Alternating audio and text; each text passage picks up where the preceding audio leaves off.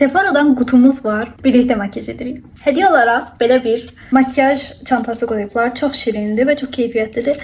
Təşəkkür edirəm. Makeup by Mario'dan belə bir tonal krem almışam. Bilmirəm nə qədər görürsünüz, amma içində zərrələr var. Birbaşa üzümə vurmaq istəyirəm.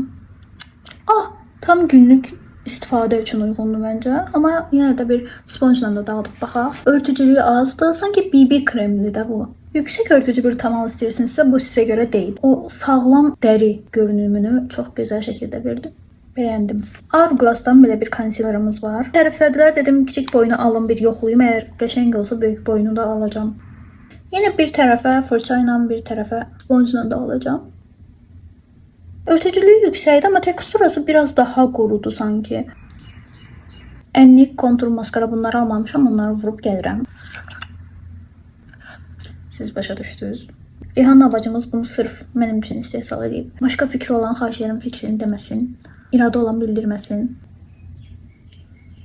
Olur ya, adamın ürəyində çox söz olur, amma heç nə deyə bilmir.